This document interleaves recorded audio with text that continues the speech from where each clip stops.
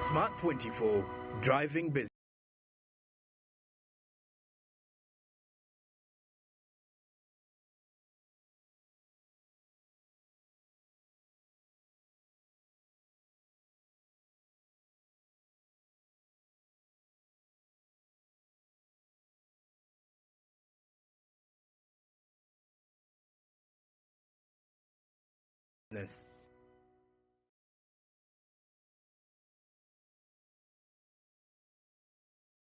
Out there are very happy because I think 60% of the food is plant-based here.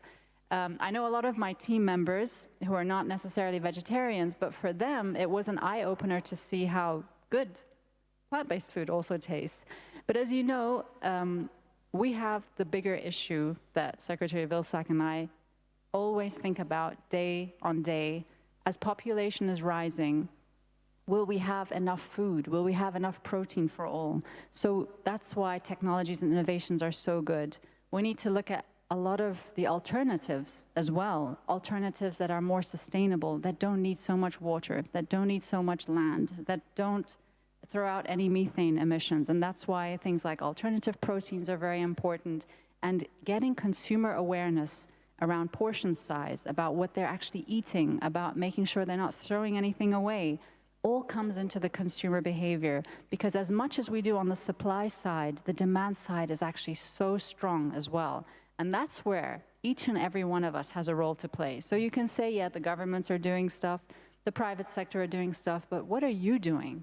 And I think you've seen all the little questions and highlights around COP28, just reminding us why we're here and how every action we're taking, every choice we make is impacting the climate.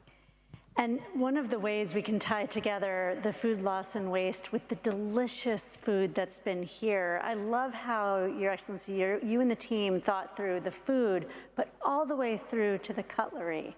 And how, maybe you want to tell this story as well, because it's a waste reduction innovation solution. Yes, so you'll see some of the cutlery is actually made from palm tree waste leaves. So when the palm tree finishes its life, a lot of the waste used to just be thrown away in landfills, but there's now new innovations to actually take those dry palm tree leaves and actually make them into cutlery. So, and it's biodegradable, and every country has their own, of course, landscape waste. But again, this is part of our circular economy pushes and innovations that we're bringing forward, and of course, highlighting to the world what can be done.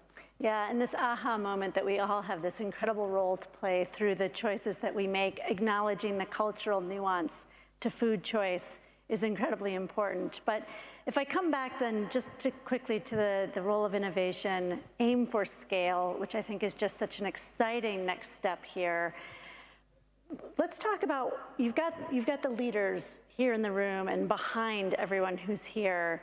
Secretary Vilsack, let me come to you. What's needed in the next 2 years? If we think about this run through to COP30 and beyond, how do we continue to amplify the remarkable accomplishments of Aim for Climate, leverage the power of Aim for Scale, and we'll turn to you then after for even more on that. What do you want everyone to look to for the next 2 years? Well, I think it's summed up in one word: more. We need more innovation. We need more investment. We need more acceleration of the investment and the innovation. We need more communication. We need more collaboration. We need more creativity. We need more commitment. So I think it really is a continuation of building and continuing the momentum and building the momentum and expanding the universe of those who are engaged and involved. So that it becomes an absolute essential necessity, not a would like to, you know, a good thing to do or would be nice to do, but it becomes a necessity to do, and that people understand the urgency of the moment that we're now in.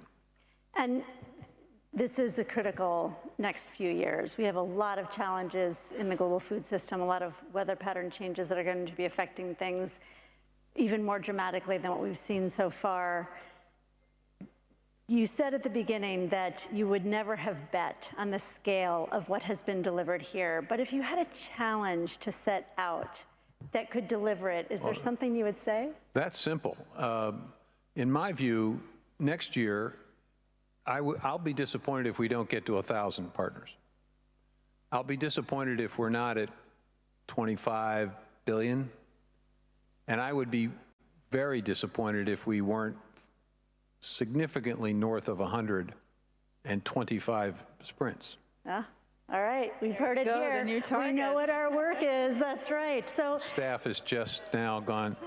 Well, speaking as one of your many core partners here in the room, you've got a lot of people here to show up for that. Yeah, those were just my thoughts. I realize that my partner may have different. I'm totally with you. I'm totally with you.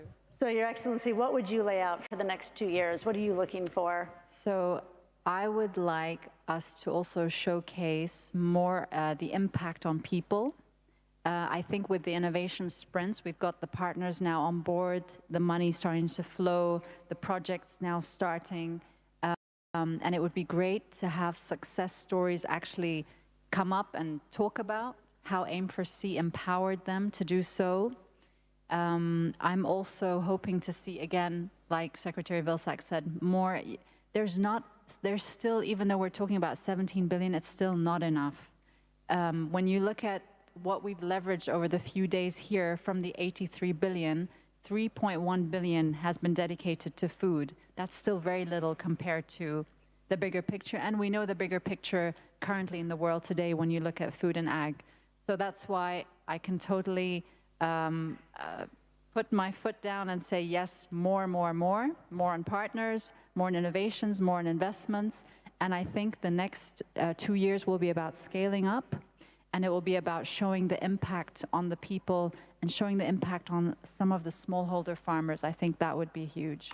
Your Excellency, thank you so much for bringing it back to the people, to the farmers, to the producers, to the fishers, where we keep our central focus while driving the innovation, the solutions, the technologies, and the scale. We've got examples absolutely across the food system. We're all here to show up and make sure these next 2 years deliver some of those even bigger numbers. There's a lot to do, and you've spoken to the urgency.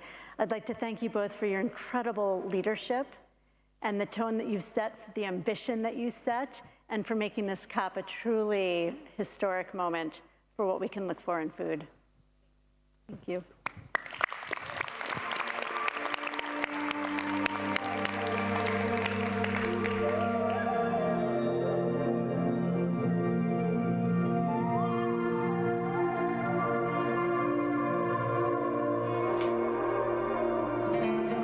Excellencies, thank you for giving us so much time, going into detail about the platform.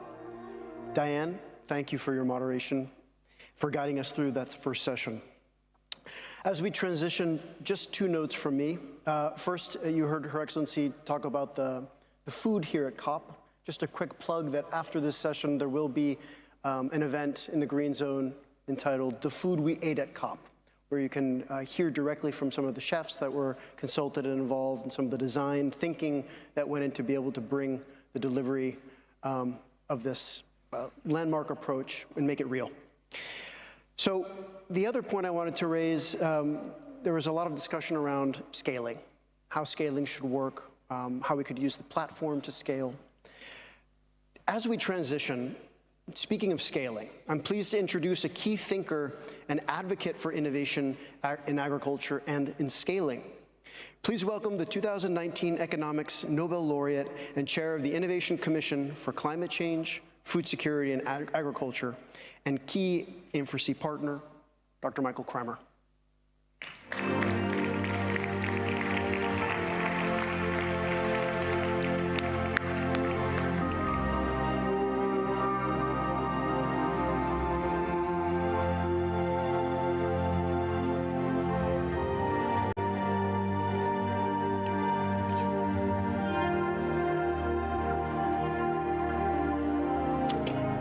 Thanks so much, Chris.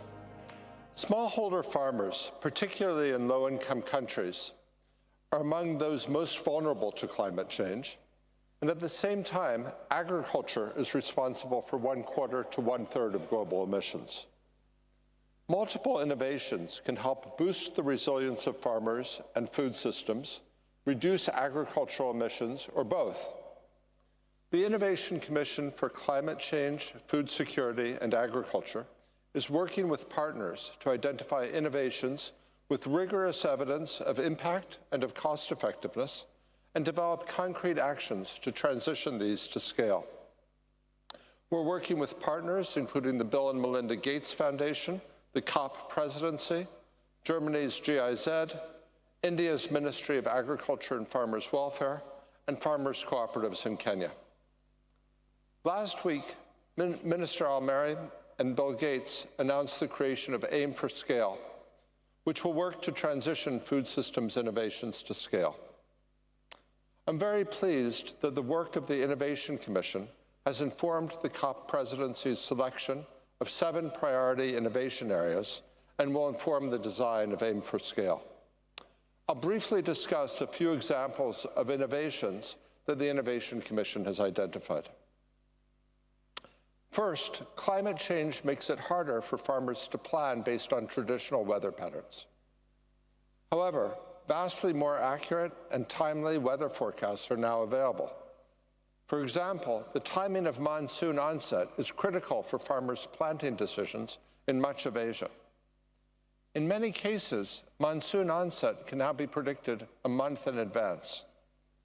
Procuring regional forecasts of the onset of the Asian monsoon and similar weather systems in Africa, covering 12 countries with roughly 300 million farming families, is estimated to cost only $23 million. There's strong evidence that farmers adapt agricultural practices in response to accurate forecasts. Estimated gains for just one type of forecast in India alone are in the billions of dollars.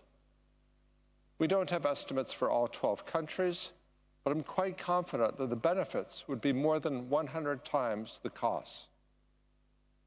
Another example, timely, customized digital agricultural extension services delivered directly to farmers' phones provide a low-cost way to help farmers become more resilient to the changes in weather, pests, soil salinity, soil chemistry more generally, that accompany climate change. New climate-resilient crop varieties, such as those developed by CGIAR, could bring more benefits to farmers and be more likely to be adopted if promotion efforts can be targeted to farmers who need those crops based on local conditions. Digital agricultural extension can help enable this. Millions of farmers are already benefiting from the digital agricultural extension programs launched by governments, often working with technical partners to use principles of human-centered design and A/B testing to make messages relevant, accessible, and useful for farmers. These efforts should be expanded to reach hundreds of millions of farmers worldwide. A third example is empowering farmers with training or access to capital to become more resilient through rainwater harvesting. We've been engaging with the Arab Gulf Program for Development, and I'm pleased to say that this week they've announced an investment to advance scaling of rainwater harvesting techniques in the Sahel.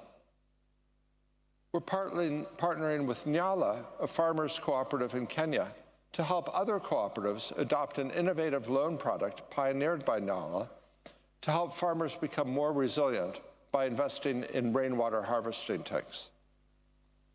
This approach increased take-up of loans to purchase tanks tenfold, increasing milk sales to the dairy, increasing girls' secondary school or school attendance, all with very high repayment rates. Why these particular innovations? The Innovation Commission selected innovations ready to scale based on 3 characteristics. First, rigorous evidence of causal impact, typically from experimental studies, such as randomized controlled trials. This includes evidence that the innovation itself works and that the method of scaling or promoting adoption also works. This allows us to be confident that investments will have real impacts for people and the planet.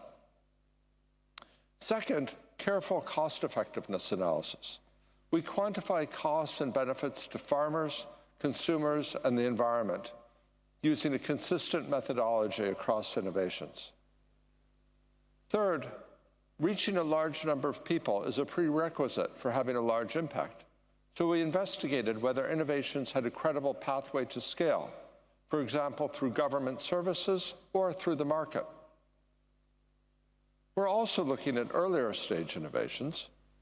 Early stage research can have a huge return. The estimated social return for public investment in research and development is 55%, a phenomenal rate of return relative to most other investments. We've identified highly promising innovations, some of which could be transformational. To take one example, microbial fertilizers, which use bacteria to facilitate crops' absorption of nutrients, can increase yields and replace synthetic fertilizers, which account for 2 to 5% of global CO2 emissions, as well as causing local environmental degradation. Microbial fertilizers are already being used at scale in Brazil and the US, and have been selected as an Aim for Climate innovation sprint. Investing in testing to adapt microbial fertilizer for low and lower middle income countries could both increase yields and reduce emissions. This is already underway in Kenya. It's great to be here today with so many partners committed to innovation at the intersection of climate change, food security, and agriculture. The Commission has already identified 15 high-return innovations, and we're continuing to develop this list. If there are any governments, practitioners, innovators, or funders who are interested in helping to scale these innovations, we'd be very happy to talk. We look forward to working closely with all of you to further develop and scale innovations and reach hundreds of millions of farmers. Thank you.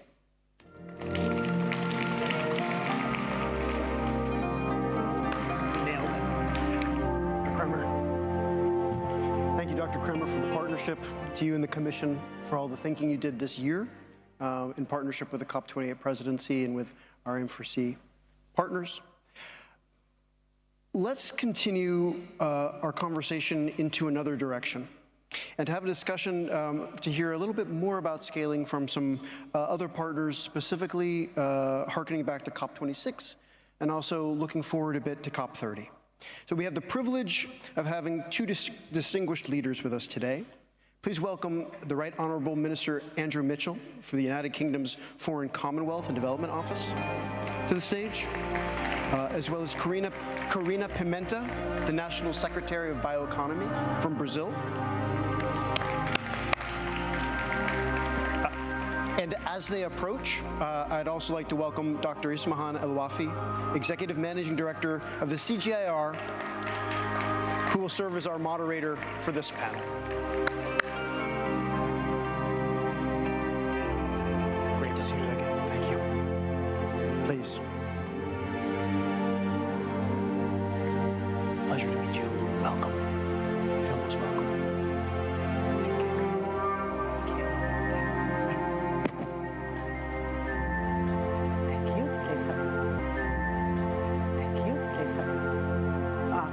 Whatever you want, I don't mind. In the middle, okay. Thank you very much, Chris. And thanks to all the speakers that we had the pleasure to hear today. Thank you, Michael, for that presentation that clarified further the Commission and what innovation we have really to focus on. Good evening, everyone. It's really an absolute pleasure to be here moderating this important conversation on scaling innovation in climate-smart agriculture from COP26 to COP30 and beyond. Minister Mitchell, thank you very much for joining us. Secretary Karina, I like very much the fact that I have the two country representatives, but also I have a gender balance. So I have a male minister and a female secretary. So we are eager to hear your insight on the path from COP26 to COP30. And discuss how we can collectively sustain momentum to scale up really innovation in the agri-food system. We just heard from Michael Kremer about the value of innovation of climate change. He gave us examples when your country taken leadership in pushing forward investment in agricultural R&D to benefit hundreds of millions of farmers. Well, thank you. Thank you very much for the invitation. Thank you very much to the COP for inviting me to be part of this panel, and it's a great pleasure once again to be working with you. And it's a huge pleasure to be working with Brazil on a whole series of different things, but in particular the new science partnership with Brazil, which I and your ministerial colleague, Minister Dias, announced at the British Global Food Security Summit in London. And indeed, we did a joint op-ed in the newspapers to celebrate that as well. So there's a very close relationship on the issue of food and agriculture with Brazil, and I celebrate that today. And the UK, as far as the COP is concerned, the UK is a lead in the agricultural breakthrough to promote priority actions, and I'm very pleased indeed that we have that opportunity. At the Global Food Security Summit, we set out to answer the question, supported by countries all around the world, and in a joint effort which was launched by our Prime Minister in the UK and by the President of Somalia, that in a world where there's plenty of food, it is absurd that there are children who starve to death in East Africa. And that's why your question seems to me to be so very, very relevant. What do we do to stop something that is entirely unnecessary from taking place before our eyes at the moment? And innovation and invention is incredibly important. I think back to the £500,000 grant from the British taxpayer to Vodafone, which led to M-Pesa, which has been a huge boon to millions and millions of people across Africa, and also particularly to farmers as well. And I think back to other innovations as well, like the sweet potato that was invented by British science in order to grow in a seed that could grow in very arid, climate-challenged land, and which is today feeding millions of people across Africa. And rolling on, I think, too, of the organization CAVEX, which is about how you link companies which want to set aside their carbon with farmers living in very poor parts of the world. And the same guy who invented M-Pesa is also inventing and driving forward this CAVEX exchange, which I think we will hear a great deal about. And again, to your question about research and how you drive this agenda forward, as far as Britain is concerned, at a time when there have been significant cuts in the past in the ODA budget that Britain has, we've never cut the research budget. Indeed, we spend about £300 million a year on research, and over the next 2 years, I'm pleased to say that will rise to nearly £500 million. So I think that is really important as well.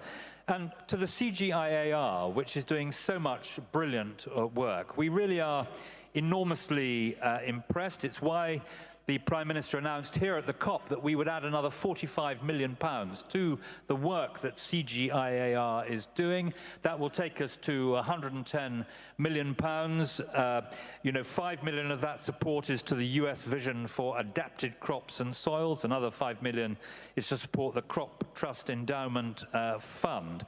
So, you know, all of this, I hope, points in the right direction. Over 100 million people in farming families are now eating bio-fortified food. And you know, one of the saddest sights you ever see in Africa is food that is badly needed lying rotting alongside the road or beside the fields. I had the great pleasure of visiting just a week or so ago an extraordinary organization just south of London called CABI. And CABI is the Centre for Agricultural and Biosciences International.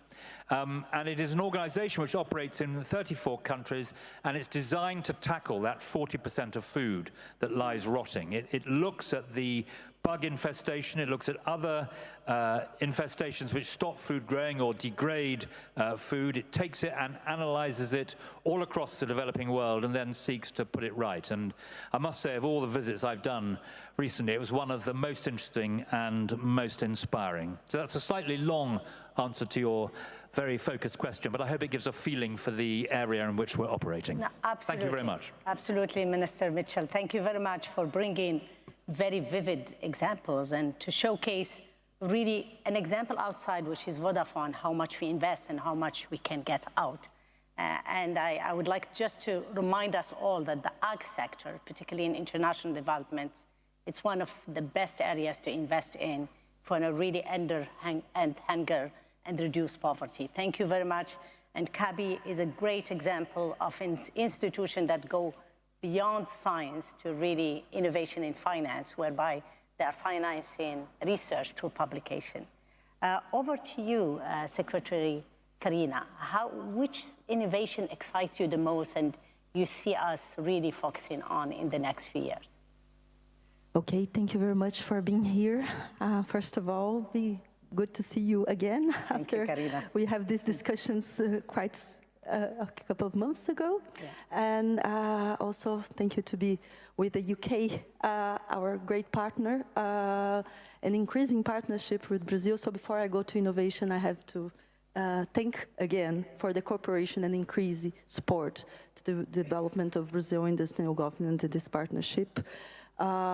Including many instruments, including the Amazon Fund support with a generous contribution that is helping us support innovation, bioeconomy, and many other actions that we are doing in order to establish this transition to a modern, to a economy that's using our forest as a sense of capital, natural capital, and not only using the natural resources as we have done. I would like to talk about what excites me most, because I'm in the bioeconomy sector, and this is a huge agenda in Brazil, and it's engaging many companies, many sectors, the academy, the civil society, and we are all looking into that as an important pathway so that deforestation and the threats to our nature find different paths, economic ways into conserving the forest and actually promoting the sustainable use of forests and biodiversity as a means